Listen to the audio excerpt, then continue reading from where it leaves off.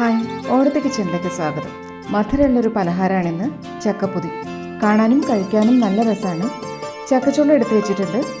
സൈഡിലൊന്നും മുറിഞ്ഞു പോകാത്ത രീതിയിൽ ഒരു ഭാഗം മാത്രം മുറിച്ചിട്ട് കുരു കളഞ്ഞെടുക്കണം. ഈ ഭാഗത്ത് മാത്രം ഇങ്ങനെ, അതായത് ചക്കക്കുരു ചേർന്നിരിക്കുന്ന ഭാഗത്താണ് മുറിക്കേണ്ടത്.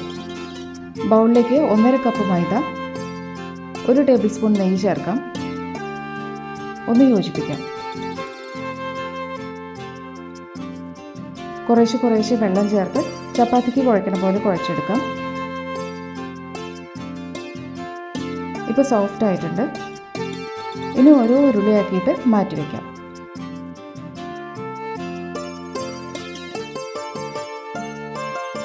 പൂരിയുടെ അത്ര വലുപ്പത്തിൽ പരത്തിയെടുക്കണം. ഇതിൽ നെയ്മയം ഉള്ളതുകൊണ്ട് ഒട്ടിപ്പിടിക്കില്ല.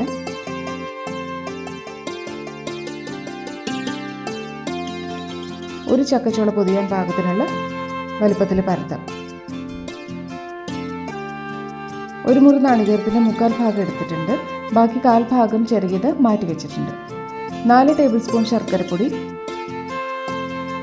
1/2 ടീസ്പൂൺ ഏലക്കായപ്പൊടിയും കൂടി ചേർക്കാം. തൊലിയോടെ പൊടിച്ചെടുത്തതാണ് ഏലക്കായ. ഇങ്ങനെ യോജിപ്പിച്ചെടുക്കണം.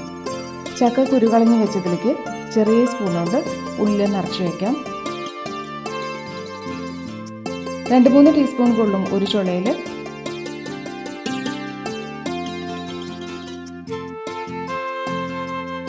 ഇനി മാവിൽ പൊതിഞ്ഞെടുക്കാം. മാവ് പരത്തിയതിൻ്റെ നടുവിൽ വെച്ചിട്ട് 2 ഭാഗത്തും പിന്നെ ഇങ്ങനെയും പൊതിഞ്ഞിട്ട് ഒരു പാക്കറ്റ് പോലെയാക്കാം. കൈകൊണ്ട് ഷേപ്പ് ചെയ്തെടുക്കാം. മാറ്റിവെച്ച നാളികേരം സ്പ്രെഡ് ചെയ്തിട്ട് ചക്കപ്പൊതി അതിൽ പതുക്കെ അമർത്തിയെടുക്കാം. അപ്പോൾ 2 ഭാഗത്തും പാകത്തിന് നാളികേരം പിടിച്ചോളും.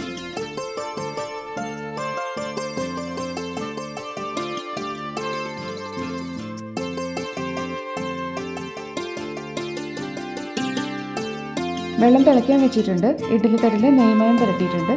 ഓരോ കുഴികളിലും ഓരോ പൊതി വെച്ചിട്ട് സ്റ്റീം ചെയ്യാൻ വയ്ക്കാം. അടച്ചിട്ട് 10 മിനിറ്റ് വേവിച്ചെടുക്കാം. മീഡിയം ഫ്ലെയിമിലാണ്. ഇപ്പോൾ നല്ലോണം ആവി വന്നിട്ടുണ്ട്. പാകത്തിന് വെന്തു. അങ്ങനെ നല്ല മധുരമുള്ള സ്വാദുള്ള ചക്കപ്പൊതി റെഡിയായി. കുട്ടികൾക്കും വലിയവർക്കും ഒക്കെ ഒരുപോലെ ഇഷ്ടമാവുന്ന പലഹാരമാണ്. ഇഷ്ടമായ ഓടത്തെ കിച്ചൺ ലൈക്കും ഷെയറും ചെയ്യാം. Thank you.